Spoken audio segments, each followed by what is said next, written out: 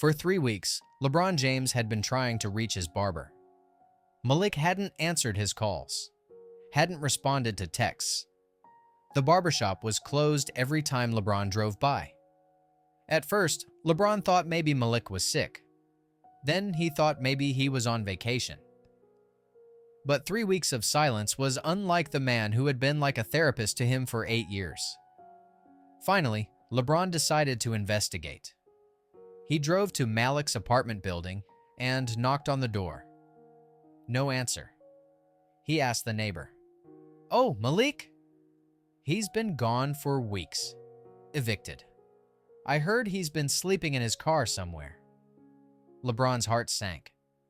The man who had always been there for him, through championships, losses, family drama, and every important moment of his life, was homeless. And LeBron had been too busy being the king to notice his friend was falling apart. What happened when LeBron finally found Malik would change both of their lives forever, and create a movement that no one saw coming. Let me take you back to 2015. LeBron had just returned to Cleveland, carrying the weight of an entire city's championship dreams. The pressure was crushing, the media relentless, and LeBron needed somewhere to escape. That's when he found Malik's barbershop on East 55th Street. Malik Washington wasn't just any barber. He was a 45-year-old veteran who had served 2 tours in Iraq, came home with PTSD, and found peace in the rhythm of cutting hair. His shop was small, humble, but it had something LeBron rarely found anywhere else: authenticity. "You can sit in that chair and just be LeBron," Malik had told him during that first visit.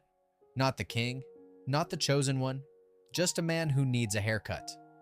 For 8 years, that chair became LeBron's sanctuary. Malik cut his hair before every major game, every championship run, every life-changing moment. More than that, Malik listened. When LeBron struggled with his decision to leave Miami, Malik was there. When the Warriors came back from 3-1 down, Malik was there. When LeBron's father issues resurfaced, Malik was there. "You're more than my barber, man," LeBron had told him countless times. "You're my brother." But brothers are supposed to take care of each other. And LeBron had failed. LeBron couldn't sleep that night. The next morning, LeBron called his assistant. "Cancel everything today. I need to find Malik." First stop, the barbershop. The for-lease sign confirmed his worst fears. LeBron talked to the landlord. "Malik fell behind on rent 6 months ago," the man explained. "Good guy, but the business just dried up. COVID hit him hard, then people moved to newer shops. He tried to hang on, but..." LeBron's stomach dropped. 6 months. Malik had been struggling for 6 months, and LeBron had been oblivious. Next stop, Malik's apartment building. The superintendent was more forthcoming. "Malik was a proud man," he said. "Never complained, always tried to pay. But when he lost the shop, he couldn't make rent. I gave him extra time, but eventually, I had to evict him. Haven't seen him since." LeBron sat in his car, staring at the apartment building where his friend had once lived. The guilt was overwhelming. For the next 2 days, LeBron became a detective. He drove through every parking lot in Akron, looking for Malik's old Toyota Camry. He visited homeless shelters, soup kitchens, anywhere a proud man might go when he had nowhere else to turn. At the third shelter, a volunteer recognized Malik's description. "Yeah, he was here last week. Quiet guy, military bearing. Said he was a barber. He didn't stay long, seemed uncomfortable taking charity." LeBron's heart broke a little more. Malik was too proud to accept help from strangers, but LeBron wasn't a stranger. He was family. Finally, on Thursday evening, LeBron found him. Behind a 24-hour laundromat on Market Street, tucked between 2 dumpsters, was Malik's Toyota. LeBron could see a figure in the driver's seat, wrapped in a thin blanket. LeBron parked and walked over slowly. He tapped on the window. Malik looked up, and LeBron saw something that would haunt him forever. Shame in the eyes of a man who had always held his head high. Malik rolled down the window, unable to meet LeBron's eyes. "Hey, King," he said quietly. "I guess you found me." "Malik, why didn't you call me? Why didn't you tell me?" Malik's voice was barely a whisper. What was I gonna say? "Hey, LeBron, your barber's a failure. You got your own problems." LeBron opened the passenger door and got into the cold car. The smell hit him immediately. Unwashed clothes, fast food, desperation. This was how his friend had been living for weeks. "Malik, look at me. Do you remember what you told me in 2016? When the Warriors beat us in the finals and I was ready to quit?" Malik nodded slightly. "You said, 'Kings don't abandon their people, and people don't abandon their king.' Remember?" "You've been taking care of me for 8 years," LeBron continued. "Now it's my turn to take care of you." "LeBron, I don't want charity. This isn't charity. This is family." LeBron pulled out his phone and made a call. "Savannah, I need you to prepare the guest room. I'm bringing someone home." Malik's eyes widened. "LeBron, no, I can't. You're not sleeping in this car another night. Period." But what LeBron did next went far beyond just giving Malik a place to stay. What he did would create a movement that would change thousands of lives. That night in LeBron's guest room, Malik slept in a real bed for the first time in weeks. But LeBron couldn't sleep. He was planning something that would shock everyone.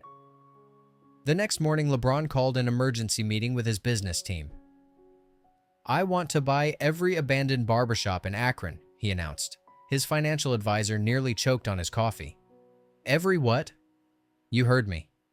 Every closed barbershop. Every struggling salon. Every beauty business that's failing. I want to buy them all." "LeBron, that could cost millions." "I don't care about the cost.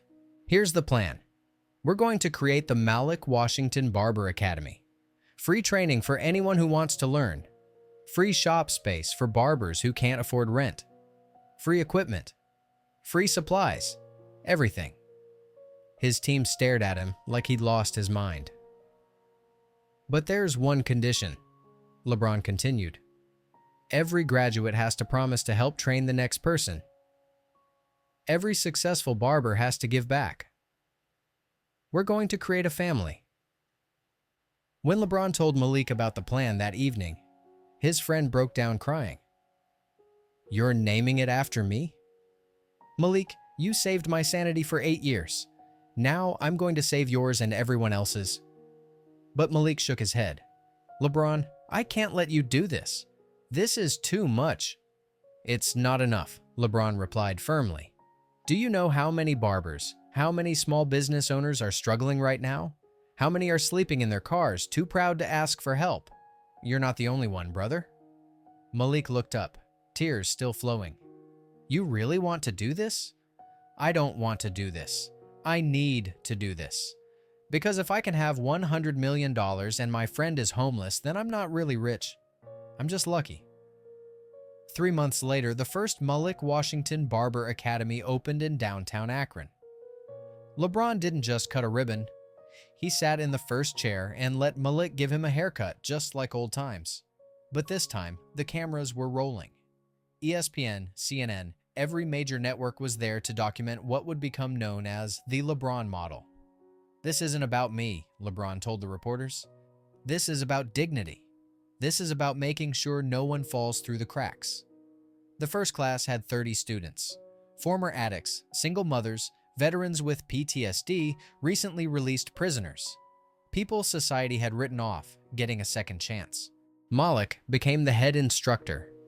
But more than that, he became a symbol of redemption. His story inspired students who thought their lives were over. "I was living in my car 6 months ago," Malik told his first class. "Now I'm teaching you skills that will feed your families for life. If I can come back from rock bottom, anyone can." The results were immediate and stunning. Within 6 months, 90% of graduates had found jobs.